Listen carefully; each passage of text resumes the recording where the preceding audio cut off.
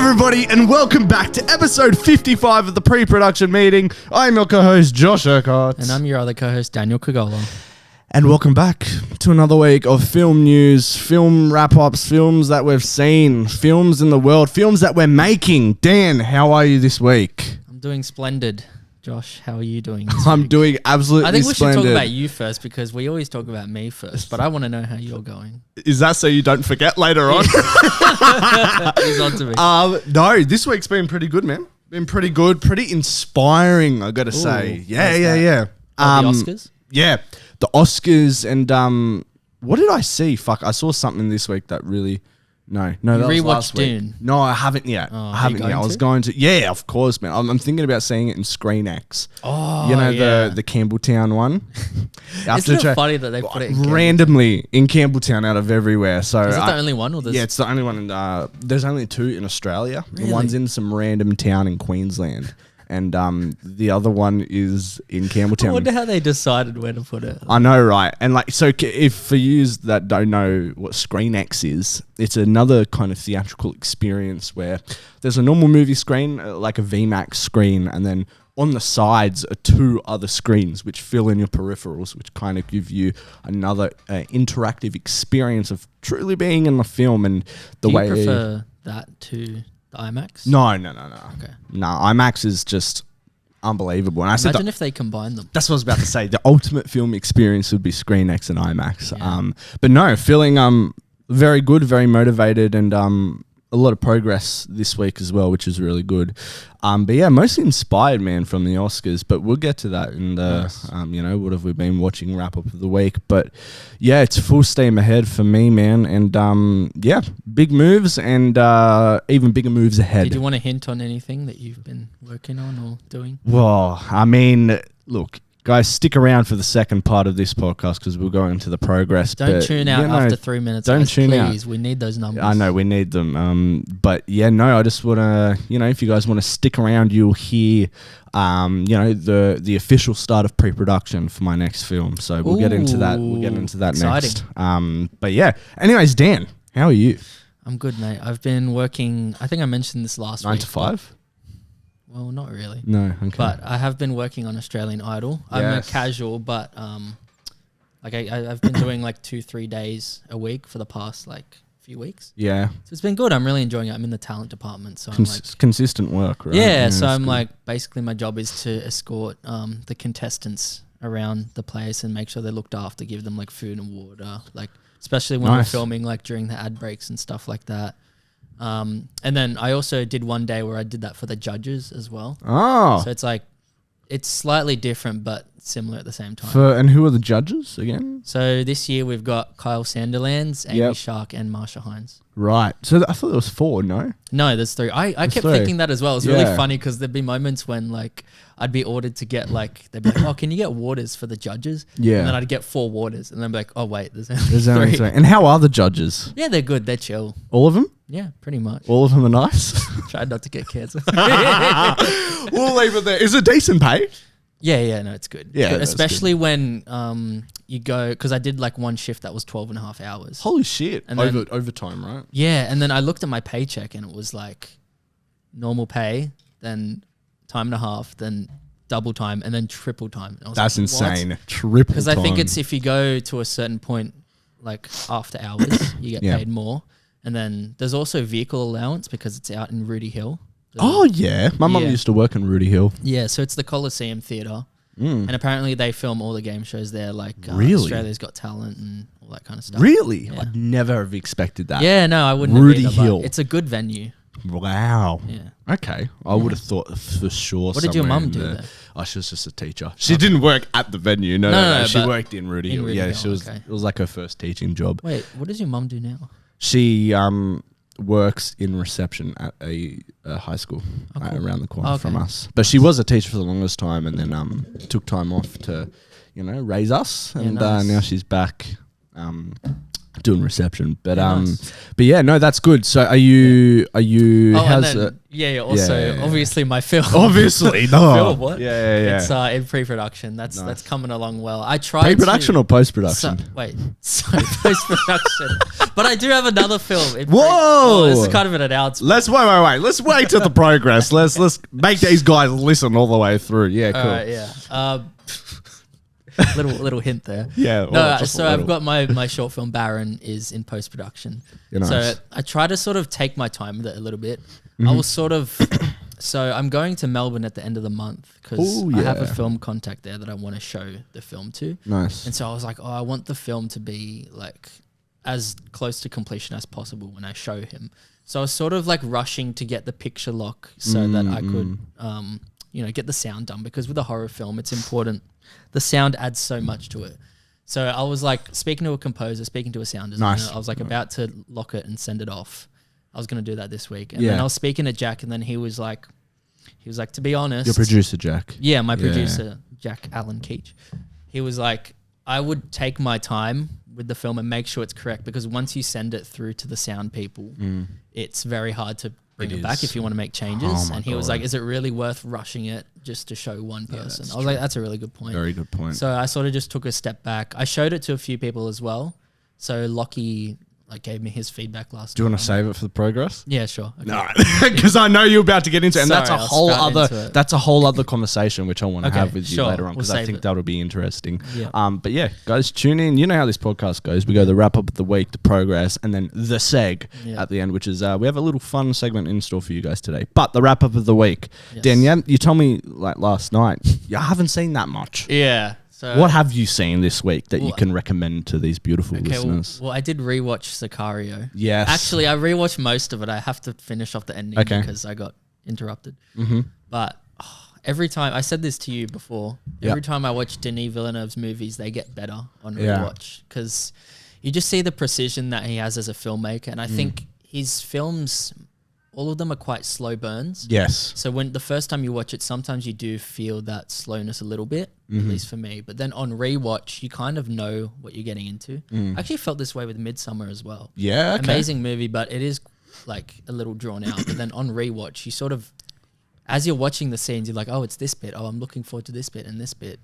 And you also appreciate the character arcs more and stuff, like looking at where they start and where they end up. And I definitely found that with Sicario as well. Okay, cool. Because, slight spoiler, but with Emily Blunt's character. That's a bit. It's an old movie. I'm sure if they haven't seen it already. But then the first time you're watching, you're sort of trying to piece together like what her place is in the story. Yep. And then towards the end of the film, it turns out it's not even really about her. It was like other people were doing things, and she was sort of just forced into doing what they wanted. And then like realizing that she was just a pawn in their game. When you rewatch it, you see all the things leading up to it, how they were just using her the whole time. Yeah, no, it's just on rewatch, you just pick up all those little things that just make the experience that much better. Amazing. So really enjoying rewatching that. I'd have to finish that when I get home. Yeah, that's like, and I said this to you earlier this week, because Lockie tried to out me in the chat, saying I gave Blade Runner 2049 a 1 out of stars, which I did. But I saw it ages ago. Don't think I had the appreciation for film which I do now. And also I went into it not even seeing the first one. So I definitely have to rewatch, or firstly watch the first one, and then rewatch 2049, because I love Denis now. So. Yeah, the first one's great, but it's different kind of vibe. But I think you'll like it. Amazing. I actually listened to like a documentary or like a little breakdown on how it was like sink or swim, like with this Blade Runner, that when he picked up to make it, and there was like a lot of, because originally I don't think it did well at the box office or something like that. And the then first Blade Runner? No, Denis Blade Runner. Right. Oh, and like, oh no, I'm fucked. It's fucked. Like everything's fucked. But then it picked up or something. It was almost like not quite a cult classic, but a bit of a, what do they call it? Like a sleeper hit? Yes. When a movie comes out and then slowly gains like Elemental. For Disney, that came out and was just bombed hard. Then went on streaming and got nominated for an Oscar. And it's interesting. One of Disney's highest grossing movies. But that was really interesting. But I got to rewatch that. Sorry, continue with what you were saying. But I've been rewatching quite a few of my favorites just to see if they still hold up. And I really, because I had a period of time where I was just like, I want the there's so many movies I need to watch. I don't want to rewatch anything because there's so many I need to get around to. Mm-hmm. But then recently I've been going back and watching some of my old favorites. And there's just this level of comfort that you have when you watch a movie and you know exactly what you're in for and you know it's going to be a good time. Because it is a bit of a risk when you watch a movie you haven't seen and you don't know whether you're going to like it or not. Yeah. Like sometimes that's exciting, but it's like, you know, sometimes you go to a restaurant and you order something new because you want to try something new. But other times you're like, I just want the margarita pizza.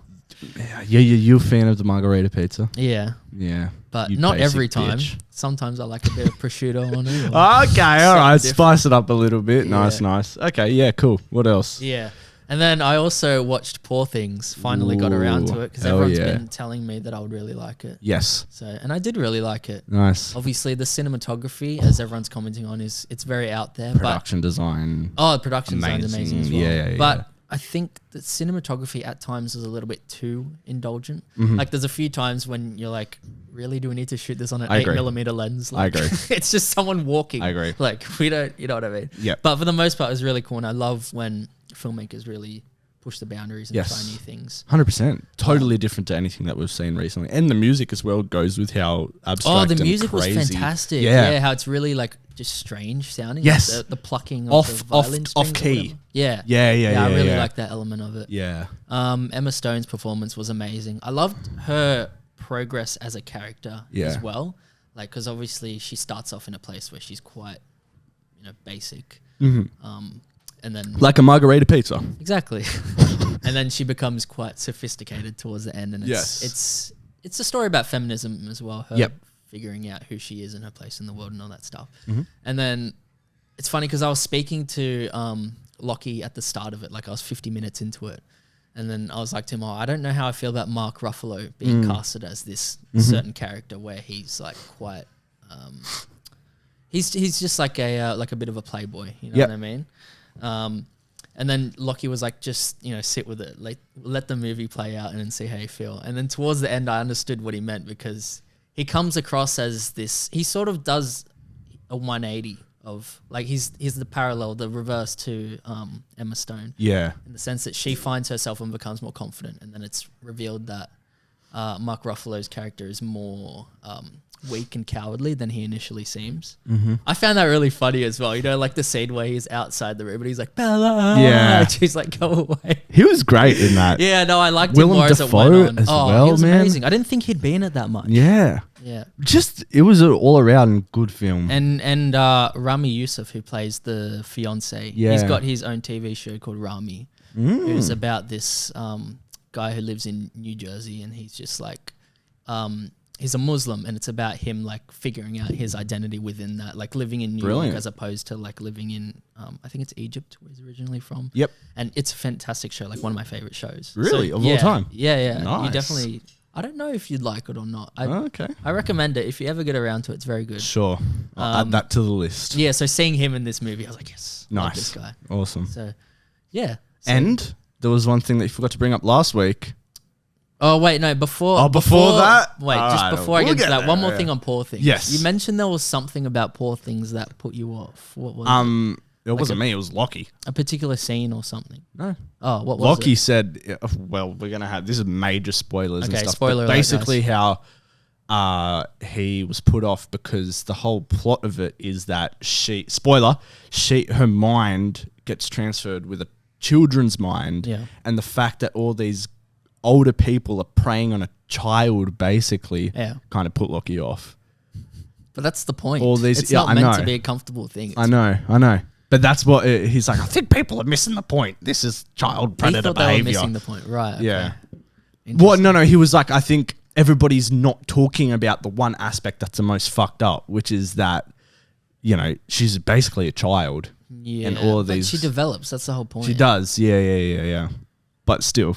I get what he's saying, it goes with the themes. The whole you're right. It's not supposed to be a comfortable movie. From the cinematography to the weird fucking music that puts you off. Yeah, they address, like, when you first figure out what's happened to her, they sort of like make a joke about how like messed up it is. Yeah, because it's exactly. like, oh, in that situation where if they found a woman who had died and she was pregnant, they obviously try and deliver the baby, and then they're like, but of course he took the baby's brain and put it in her. It's like, what? That was a great impression. You know what I mean? Like Yeah, it's yeah, like yeah. the last thing you'd expect to happen. But that's the whole point of the film. It's Yeah, supposed yeah, to yeah. be like out there and weird and doesn't really make logical sense. Well, I feel like there was two out there and weird movies towards the end of last year, early this year. We had Saltburn and we had this. Yeah. What did you prefer out of the two?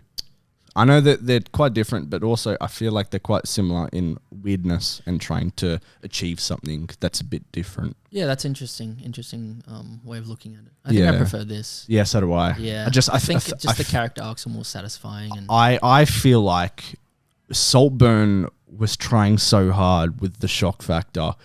And for me, there was no reason for it other than shock factor. Whereas this movie was weird and every shock factor felt necessary. But I don't know if this is necessarily shock factor. Yeah, that's true. It just true. puts you in a world where strange things happen that are quite obscene.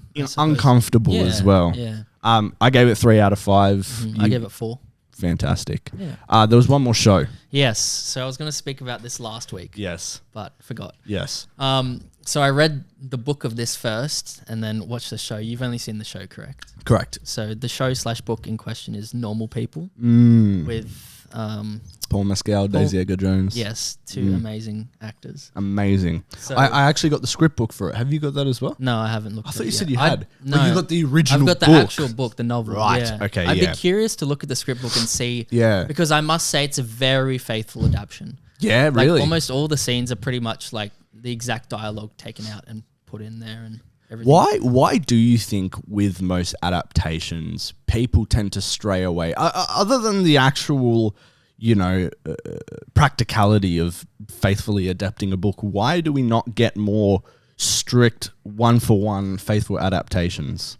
Because it's very hard to adapt most properties faithfully. Not only faithfully, but they're different mediums, right? Yeah. For the most part, if you and this actually, even for normal people, even though it is a faithful adaptation, I still feel like there are things that don't work. Okay. They try to adapt. Really? And then it's interesting because some parts work better based on the medium, and some parts work worse, which I'll get into in a moment. But I want to know your experience of the show because you watched the show with no prior knowledge of the story. I read the book and then I saw it in visual form. How fast did it take you to read the book? Like pretty quick I with was it, right? really into it, so maybe I smashed it out in like a week. Really? How long is it? 300 pages. Holy shit, you're a fast 250, reader, 300, mate. I remember Osman was around 300, 400. It took me weeks, cuz. Weeks. My experience, honestly, it's been a while since I've watched it. Yeah. It's definitely coming to the time where I'm ready for a rewatch. Yep. But I just remember it being one of the most real shows that I've watched. Yeah. Like, and one of the things I could kind of, I mean, they're normal people.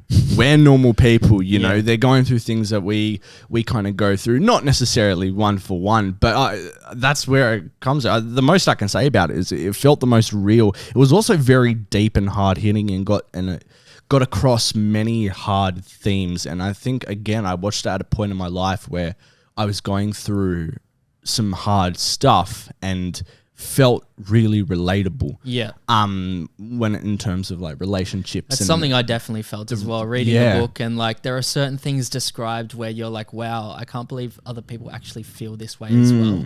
And like truly there were some things in this. I wonder if I wrote a review on it. I don't think I did because it was a TV show. But I can tell you normal people, maybe I did. Did I? No, I didn't. But I put it on my list of all time. Yep. It went pretty high. I think it's like, oh, fuck, hold on, where is it? It is on my TV shows of all time. It ranks number 8. Yeah, nice. So above Outer Banks and below the In-Betweeners. 2 totally different fucking shows.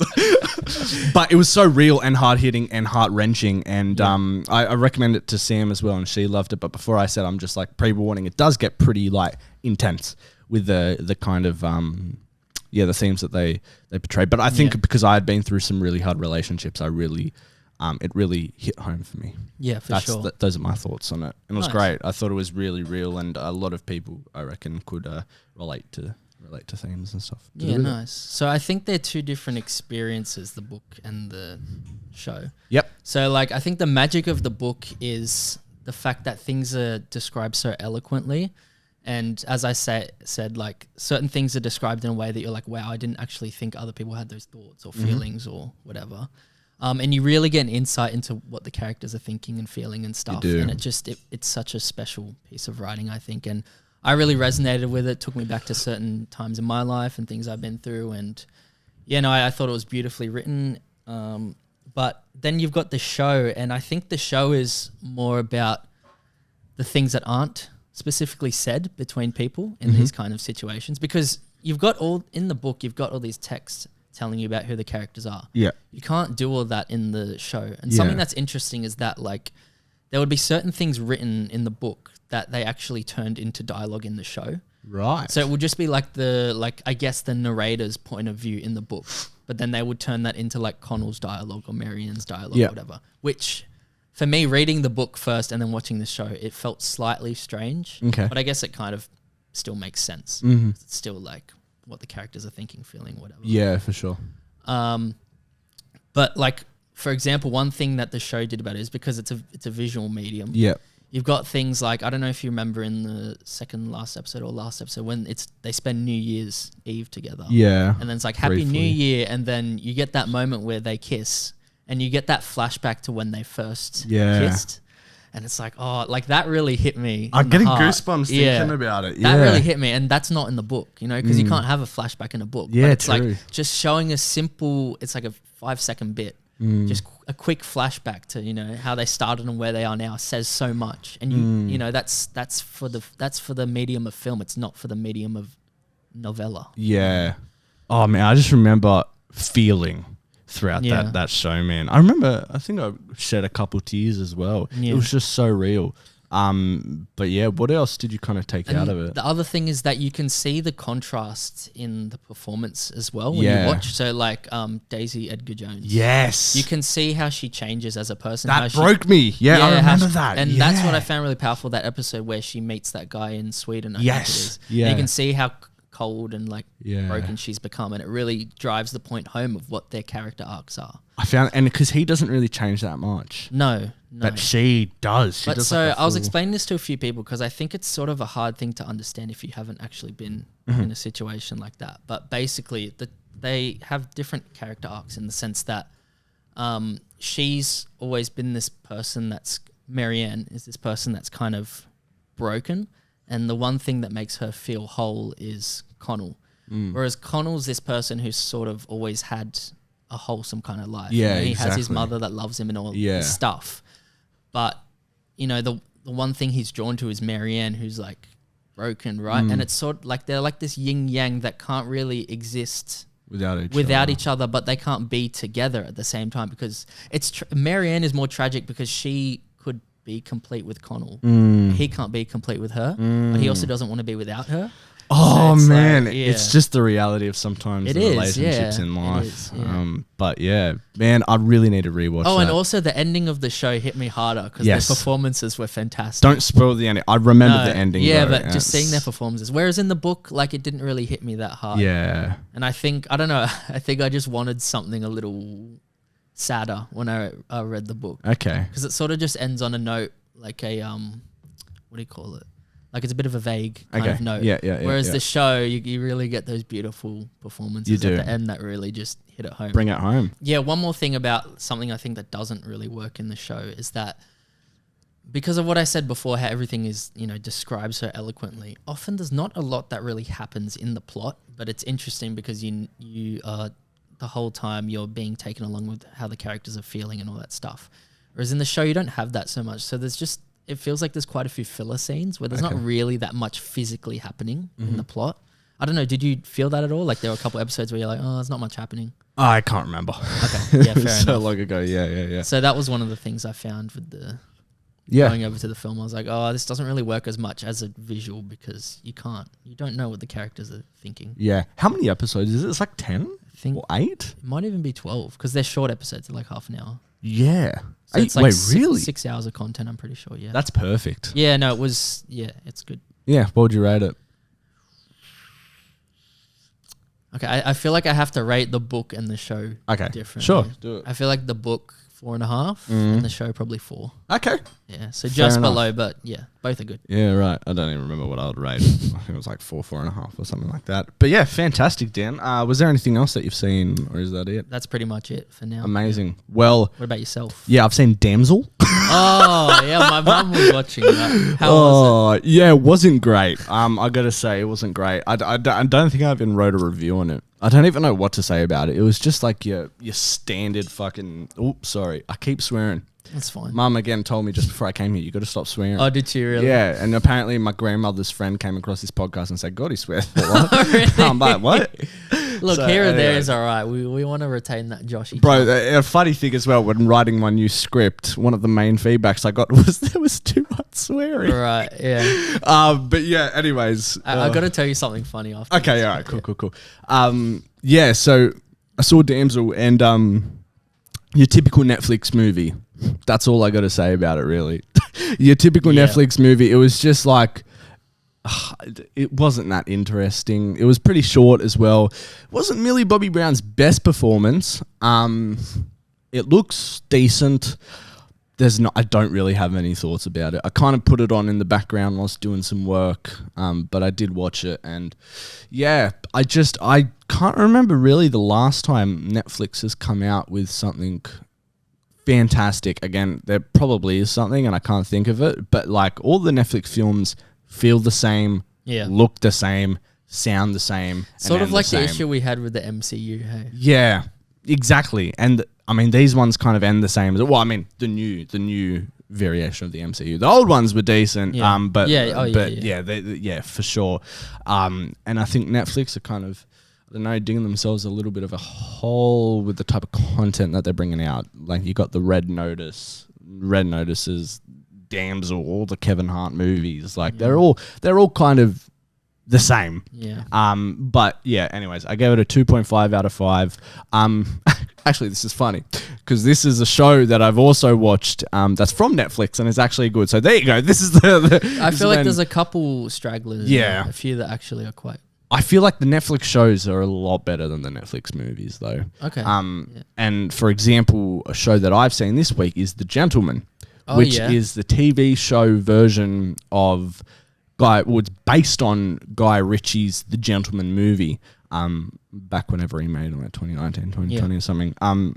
But totally different stories. Totally different characters. I honestly don't know why it's called The Gentleman, except the only similarity about like the two mediums is they're both center around the world of marijuana growing and dealing. Have you seen The Gentleman, the movie? No. Really? Yeah. Whoa, that's a cracker movie. That's one I've seen many times as well. So I was actually didn't know how to feel about this TV show. But I watched it and I was pleasantly surprised.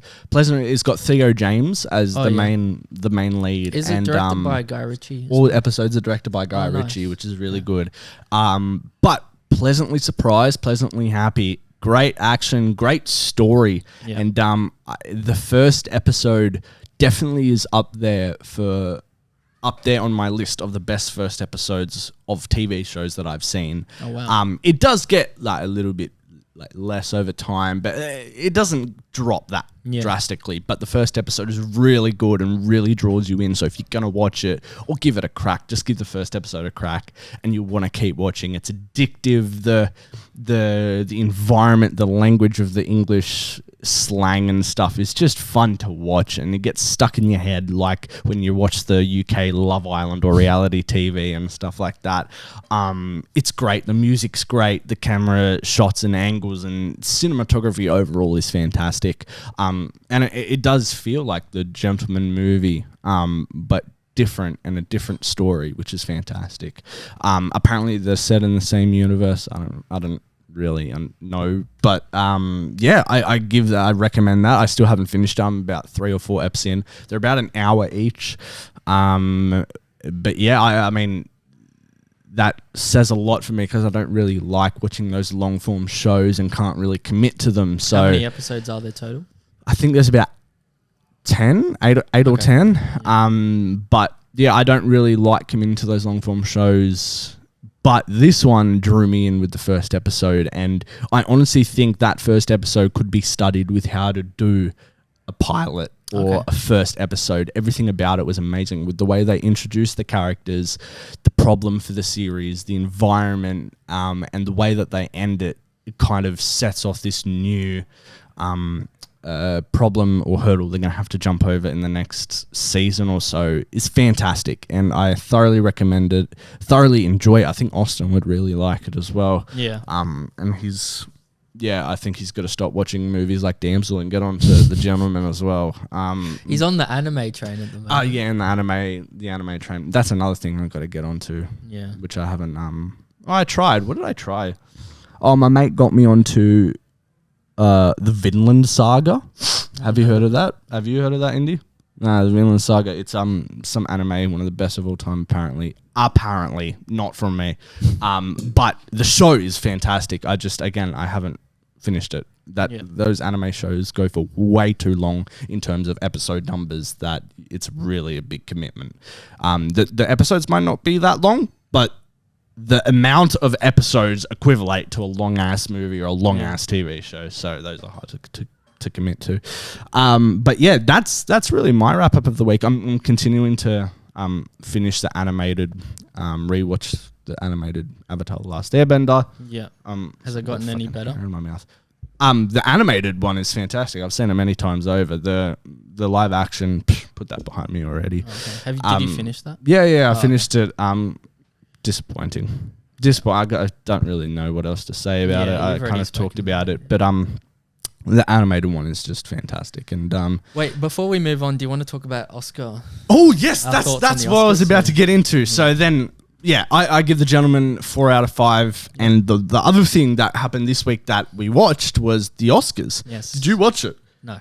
I thought it was. I thought the show was one of the best Oscars in years that I've watched. I saw snippets, like the Barbie performance. Well, like everything. The I'm Just Ken performance was fantastic. The John Cena skit was fantastic. The Danny DeVito, Arnold Schwarzenegger, Michael Keaton skit was fantastic. The award winners majorly deserved it.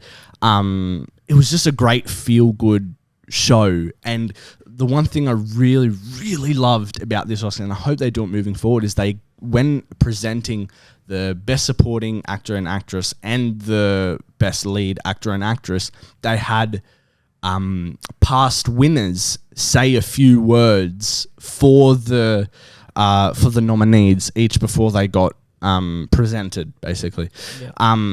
So I really, really like that aspect of it, because it kind of credits the lead actors and actresses and supporting actors and actresses before, giving it to one person individually, and truly gets them the recognition they deserve more than just being nominated. So I thought that was really, really fantastic. I thought the ending, the reading out of Best Feature was a bit anticlimactic with Al Pacino. Did you see how he presented it? No, what happened? Oh man, there's always something with fucking presenting the best feature film of the year. He came out and he was just babbling on. And then instead of saying the nominees are or the winner is, he's like talking in mid-sentence. He's like, yeah, in my eyes see Oppenheimer. And then everybody's just silent. And then was like, what? And I honestly thought something fucked up again. And he's like, it just stayed silent. And then eventually everybody clapped and the cast of Oppenheimer came up on stage. That was quite funny. But I thought it was a fantastic and very inspiring. Hearing all the speeches, what are your thoughts on Oppenheimer cleaning up?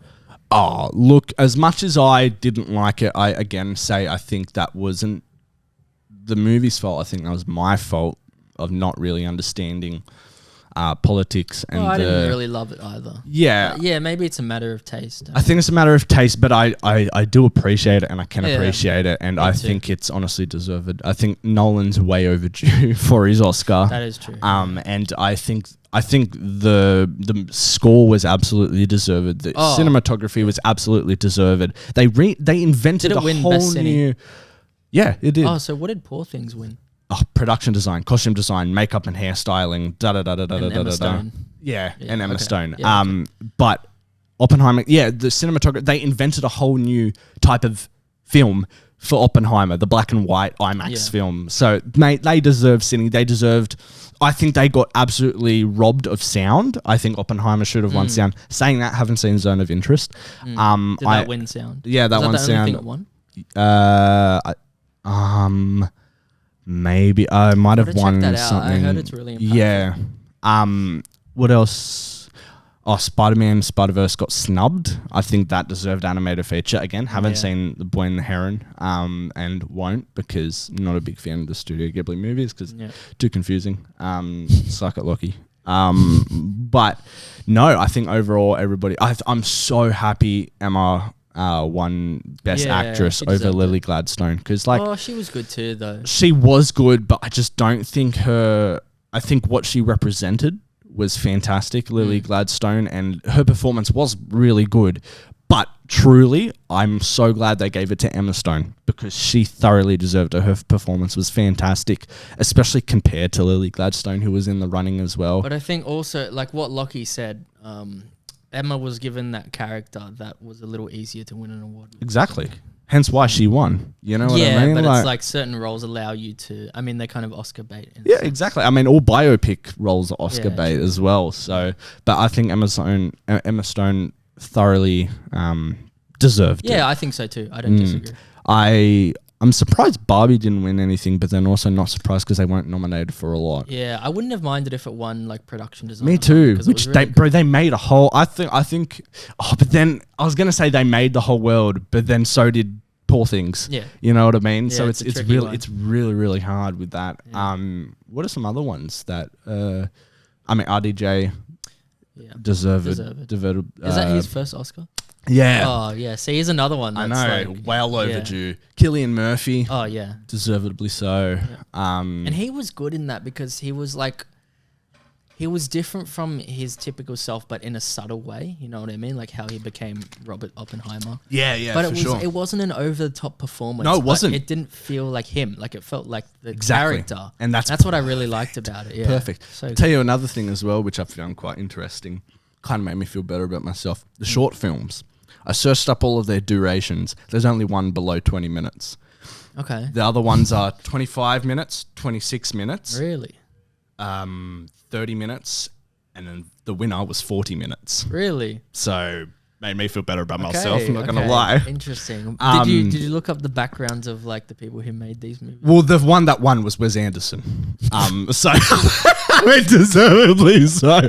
They just made like 20 features. But he did a 40-minute short. He did 40 minute short. But no, it kind of, in not a sense of like I'm gonna win an Oscar, but in a sense of certain stories need a certain duration. And I agree, but like I think the point I've always been trying to make with the shorter film is like you realize that it's Wes Anderson. Oh, for sure. Which means that like that's why he's considered for a 40-minute short. Sure, man. If Old Mate Down the Street makes a 40-minute short. The rest were like high 20s though. That's what I'm saying. And were they from... No, I didn't know who the hell they were. Okay. Didn't know. I think one of them was 30 minutes exactly, which was cool. I forgot what that was called, and there was some random. I don't know. And they didn't even win that much film festivals prior to the Oscar. I think they won one Oscar Academy Award qualifying one, and then won and got nominated for an Oscar. You know? Can you imagine that? Bro, I can't. I'm like, fuck, man, imagine. So which was there a winner?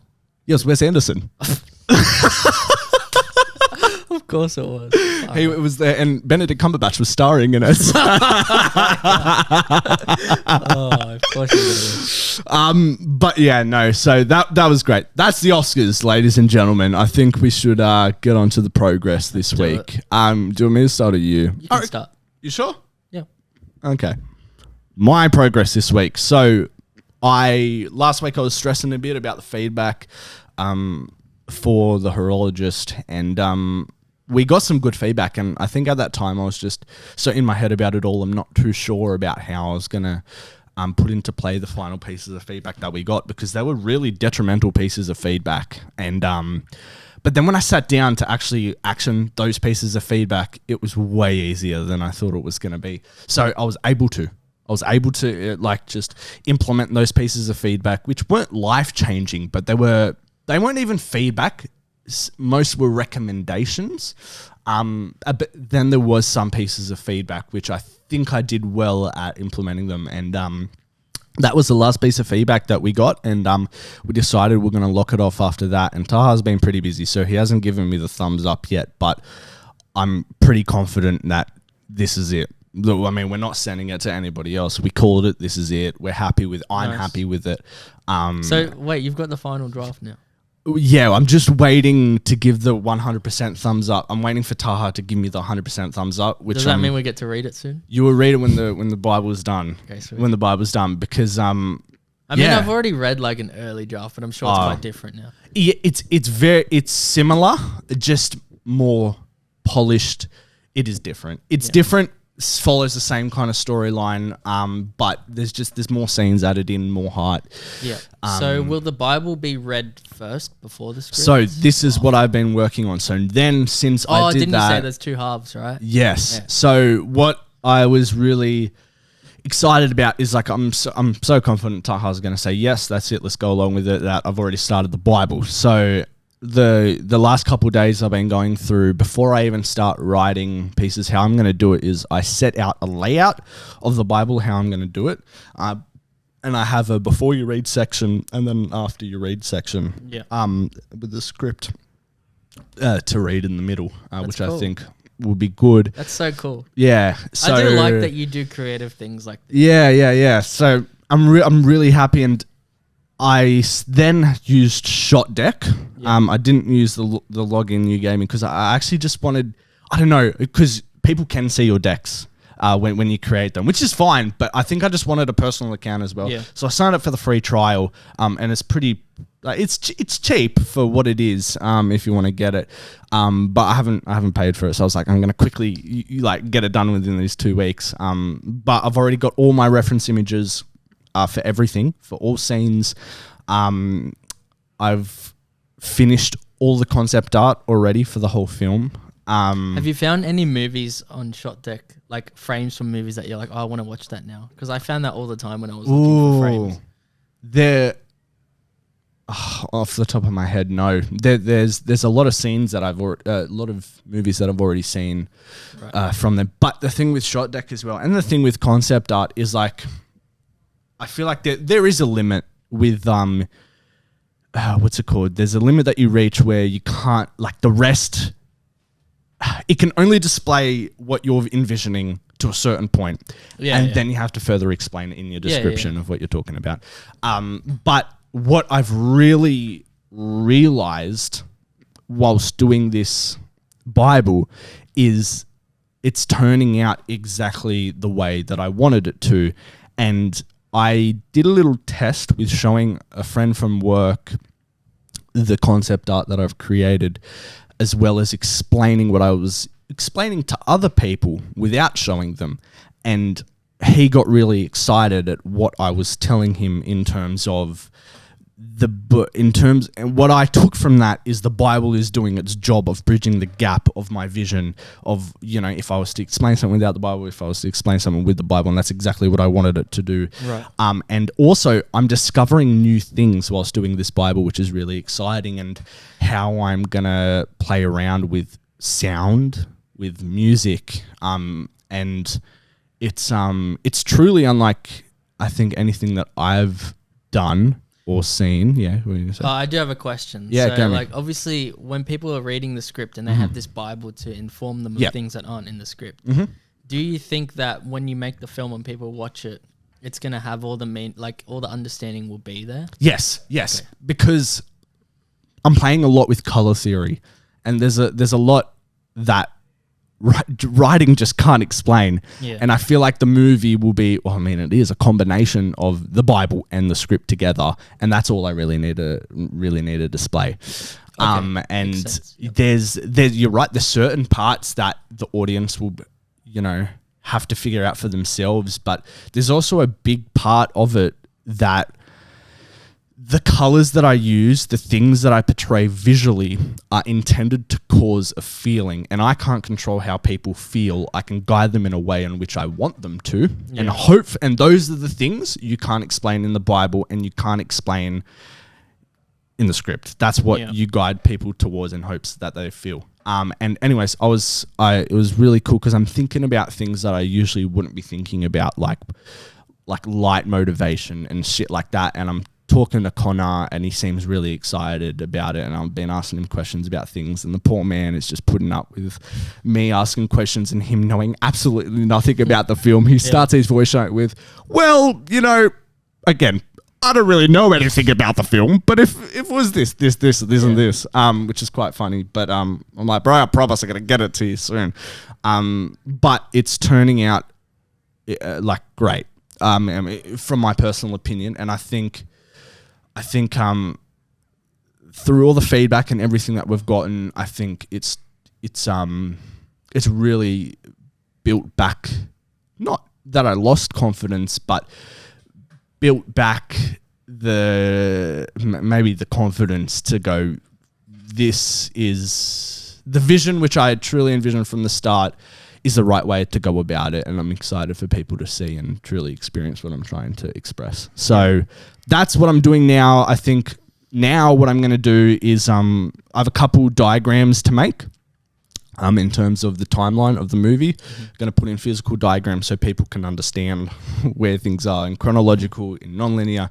And then once I've done that, I'm going to go through and write all my little descriptions, which I've planned out as well, because I already have all the visuals, and then add them together, and I should be done the Bible within 2 weeks. And then my plan is to start proper I'm already in pre-production, but my plan is to kick off everything in April properly. Very good. So that's my progress. Exciting. Yes. What about you, my brother? So as mentioned, my film is in post-production now, and I know last week you said that you had a bit of a rough week, a bit of just having a few doubts and stuff. So that was this week for me. Ooh, okay, all right. And for a similar reason as you, actually, except you're in pre-production, I'm in post-production. Okay. Because Jack suggested that I send my film to a couple people to get feedback. I'm like, sure, that sounds good. And I did that, and then people were giving me completely opposite opinions. Happens. I was like, I don't know where to go from here. And I've watched the film so many times now that I don't even know whether I'm liking certain aspects of it or not. And then I asked you, and you Creative were like... dysmorphia, mate. Yeah. And then you said something opposite to Jack, which is... Because Jack suggested I show people, and you're like, oh, you shouldn't show anyone because this edit's a bit more sacred. Yeah. Like, I understand both points of view for sure. So I'm sort of just trying to balance everything right now. Like, take bits of feedback from people. Normally, my general rule is that, like, if multiple people say something needs to change, I should probably look at that and why it's not working. Yep. And if it's just one person that says something, then it might just be their personal taste. Yes. That makes sense. The good news is that I have, I mentioned this on the podcast with Emily and Jared, that with performances, I like to get a range of different performances from each actor so that in the edit I have options. And I'm glad I did this here because my initial version of Derek, the antagonist in the film, in the first scene that he's in, I wanted him to be quite grounded and because he's an abusive character, but I just wanted him to just, talk at a low volume. He's just very dismissive. And that's how I always envisioned it in the script. But then I also, when we're on set, because Jared's quite theatrical, I was like, okay, let's get that version of your character, but then let's also have a bit of fun with it and just give me a few takes where you're a little bit more over the top. And he did that. And so now I have those options. I have the more over the top ones and I have the more grounded ones. And when we did the assembly, Lockie used some of the more theatrical ones. And then, so I kind of got used to that. And the overall tone of the film is... Has it changed from what you originally intended? Well, it's interesting because it's a little different from how I pictured it when I read the script. Yep. Because I think for me, I knew the script was a little bit weird, but it was sort of grounded in a certain way. It's kind of hard to describe. And when watching the assembly, I was like, oh, it's just got a little bit of a different tone to what I initially... How so? It's hard to explain, but it's kind of weird in a different way. Okay. It's not a bad thing. It's No, just no, kind no. of like sometimes when you've got the edit, it turns out different to what you initially thought the film was going to be. And then, so what I had that edit, like that slightly strange edit, and I've just been sort of chipping away at that. And then I was like, you know what? I'm going to take Jared, because Lockie picked those theatrical takes. I was like, I'm going to chuck those out and then put in the more grounded takes, which is what I initially pictured. And then I did that, and then I let it sit for a bit, and then I came back to it, and I was like, oh, I actually don't really like these takes as much, even though it's what I initially pictured for the film. And the reason for that is because I realized that what I had created with the edit was different from what I initially pictured when I was on set and when I was writing the script, right? So then when I took Jared's performance that was more in line with what I had earlier, it didn't match the rest of the film that I had created in the edit. So I was like, oh, actually, I think it's better to go with the more theatrical takes for him, because this is at the start of the film when his character's established. So I've gone back to these theatrical takes, and I think it actually works better with the overall film and like establishing that character, because it's a short film as well. You need to establish the tone. You need to establish the character, who he is, very early on with, you know, as little screen time as you can. So I feel like it's working a lot better now, and I'm just sort of chipping away at it a little bit. I've got Lockie looking at it and working on it too. I've experimented with it a fair bit. Like there's a scene at the end where I tried putting in like little flashes, like almost flashbacks, where like Lainey's like sort of thinking about things, and then it like shows quick flashes. Okay. But then Lockie had a look at it. He's like, oh, I don't think this works. And then John Looker also looked at it. He's like, I don't think that works. And I was like, okay, true. Like, how many people have you showed it to, the edit? I think about 4 people now. Oh, that's not that bad. So, and I showed people from different walks who have different skills, right? So have you showed anybody that's not in film? Not yet, actually. So like I've showed my actor mate, so he like gave me comments on performances, and he liked the more theatrical ones. Okay. And then Lockie's like an editor, obviously. John Looker's sort of like a writer director, and then Jack is like my producer, but also mate, director. there's why you've gotten 4 different opinions. Yeah, I know, people from different walks of life. And then it was really funny because with my actor mate, right, I sent him 2 versions, one with the more grounded takes and one with the more theatrical.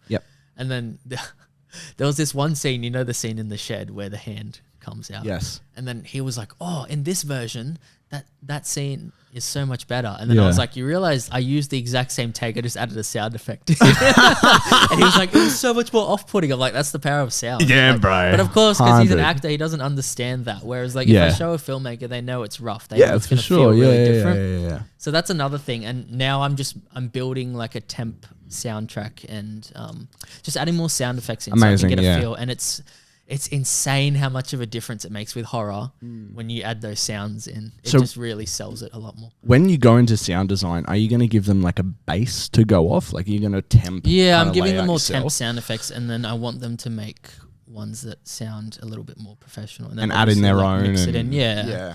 Have you found anyone yet? Yeah, I've got a guy who John Looker recommended, and then I looked at his site, and turns out he's worked on a few other films that I know people of. Is he good? Well, I assume so. Yeah. He's got a whole company. It's not just him. So what's it called? It's called Mighty Sound. His name's Matt Perrott. Where's he based? In cities. Okay, right, yeah. I gave him a call. We spoke on the phone. He sounds good, but I think he's got a production coming up that he's mixing in like a week and a half. Oh, so he's a sound designer and mixer. Yeah, so he can do both, which is great. And That's he's what like happy to work with my budget as well. So I'm pretty grateful. Amazing. But the only issue is that because he's working on that big project in a week and a half, he was like, look, we're going to have to either see if we can do this before that period of time or afterwards. Okay. And then he was like, if not, if you need it in the specific time in the middle, I can give you other options, like other people he might know that can mix. I'm like, that's fair enough. Cool. And then I also have a composer who I've spoken to who did the music for Jack Keach's film. Nice. Wait, what's his name? Anthony. Okay, right, okay. He's amazing. Cool. I loved the music he did on Jack's film because it's like he's really creative. He did this stuff like added Mongolian throat singing into the soundtrack. Okay. And it was just, I noticed when I watched Jack's film that it's very seamless but creates the tone. Because I think with some composers, they get a little bit caught up in creating something. I think this happens quite a lot in creative arts, actually. I think people get a little bit caught up in making a good project and forget that you're trying to make something that is cohesive with the rest of the film.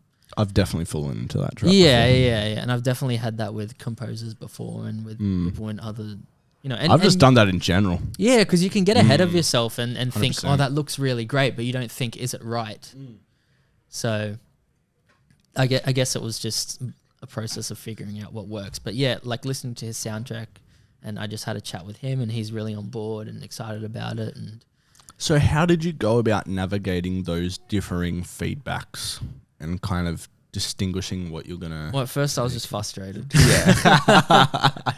And then, as I said, you just look at the things that like multiple people have brought up. And lucky I've saved everything on different timelines. Yep. So I can go back and take out the bits that I had changed. Because I found that like one thing that was frustrating is that I had two versions. I had an older version and a newer version.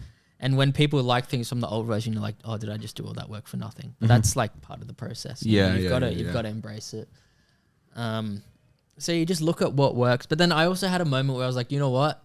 This is my film. I'm directing this. I put all the money into it. And like, I have to think about what I want from the film, not what other people want. Yes. And so if there's something I agree with for other people, I can compromise and make that work. Yep. But ultimately, I have to look at my vision for this and be like, this is what I want this film to be. Yeah. And I think the reason why I said what I said about the feedback and about showing people, I mean, everybody has their own kind of way that they go about it. But this is my kind of how I look at it, is that everybody, no matter where they are in life, what they're doing, they can tell a story one way or another, right? But not everybody can edit. That's a different skill entirely. True. That's the way I look at it. Everybody can have opinions on certain things, but editing is a practice, and not everybody can edit. And you're right, it comes down to your own how you envision the film, and you can listen to other people's feedback and stuff like that, and it's a skill in itself, learning to filter out feedback. And Jared mentioned it as well on the podcast that we all did, about, kind of you can take it and then you decide what you want to listen to or what you want to take on board, and what doesn't match with your vision, because every film is so subjective in every single aspect of it. Everybody's going to give you something different, so it's good that you had that realization of, what, this is your film, you've put in the money, at the end of the day it's your vision, and it gets really hard because you start to question your own vision and the decisions you're making, and everybody's giving their that's own. why I think it's important to take little breaks from it and then come back when your mind is refreshed. Yeah. And you can look at it with a clear head. Yeah, exactly. Because if you stare at it for too long, eventually you're just like, oh, I hate this, I hate everything. Creative dysmorphia. That's a fantastic aspect of the world that we live in, and the kind of job that we're in as well. But mate, I'm excited to see it, and I've no doubt it's going to be great. Thank you, my friend. Good stuff. All right, do you want to move on to the seg? Let's do it. Alrighty, ladies and gentlemen, we have reached the seg. Shut up, Seg. And welcome back. We have our amazing producer Indy, who is on screen, off screen. I don't even know. Off screen at this point. And what? They have these now. Ooh, pop filters. Pop filters. If you ever want to do ADR in here, or sing, you never know. What are we doing this week, Indy? The dude soundtrack. Yeah, go Indy. This week we're doing Guess the Film based off the listed leading cast. Ooh. I'll be listing the top 4 cast based off of the IMDb. Yeah. And from that, I will give you the 4 cast members. And then if you want a hint, I can either give you the director of the film or the release date. Okay. What are we doing? How many do you have? I have 10. So you can choose to do 5 and 5, or you can do a Dan versus Josh. We'll do Dan versus Josh, yeah? Okay. So we do one each? How does it work?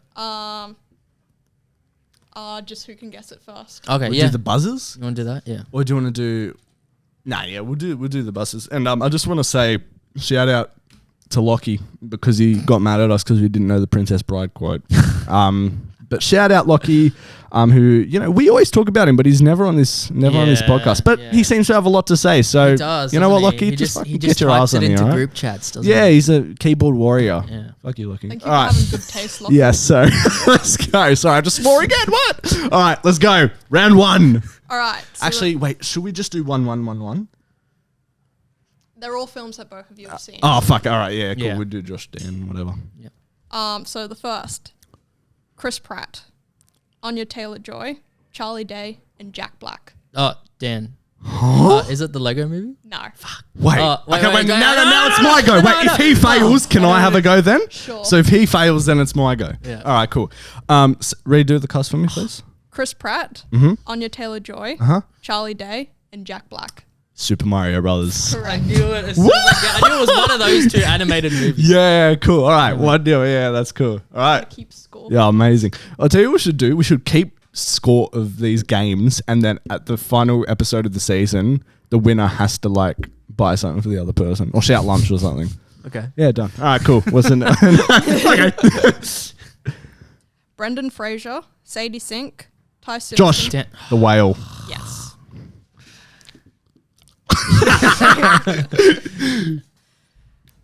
Sam Neill, Laura Dern. Josh, Jurassic World. No. Ooh. Okay. Keep going. You'll Jeff go. Goldblum and Richard Attenborough. Oh my god. Daniel. Is it Jurassic Park? Yes. Hey, technically I wasn't wrong. They were in the last Jurassic World. All of them were. Fuck Thank you very you, much. Dan. And you, Indy. All right. Christian Bale, Heath Ledger. Josh. Daniel. Who got it? That was Josh first. The Dark Knight. Yeah. Yeah, nice. Daniel. All right. I'm gonna butcher this name. Tominskin McKenzie. Oh. Daniel. Yes. Last Night in Soho. Yes. Whoa! You a Tominskin McKenzie fan or something? Thomas and Mackenzie. Oh, And then I heard Thomason, Anya yeah. Taylor and I was like, yeah, it's them. What a great movie that was. Did you like it? I liked it, yeah. I fucking love that Visually movie. beautiful. Oh, gorgeous. All right. Wait, what was the score? 3 Josh, 2 Dan. Okay, all right. Daniel Craig, Chris Evans. Josh. Knives Out. Yes. Oh, I was thinking Bond. Yeah. I was like, Chris Evans is not. yeah, he's not here. And then I was like, Wait, what was the movie that Austin likes? Grey Man? Great. I did think that too. All right, next one. Tom Hanks, Oh, fuck. Tim Allen, Don Rickles. Josh. Toy Story? Yes. Oh, nice. What's course. that? 5-3? 5-2. 5-2. Lol. Getting destroyed. Mark Hamill, Harrison Ford. Daniel. It's Star Wars. Which one? Oh, okay, going now. I have a free shot, right? Yeah, okay, go. Well, since it's 50-50, you both have free range for this one. Okay. Carrie Fisher Oh. and Alec Guinness. Josh, Daniel. Oh, fuck. A New Hope. Yes. You have to. That was a good one because you had to wait right for the end. It's to for figure out which Guinness. one it is. Yeah. God, I miss Star Wars. Anyways. Will Smith, Jared Leto, Margot Robbie. Daniel. Josh. Oh, fuck. Oh, Yeah, did I get that? yeah. Suicide Squad. Yes. This must be some sort of Suicide Squad. I actually wasn't going to say that. Well, What were you gonna say? never mind. Focus or Yeah, I was going to say Focus. Will Smith, Margot Robbie. Then this is the last one. Okay.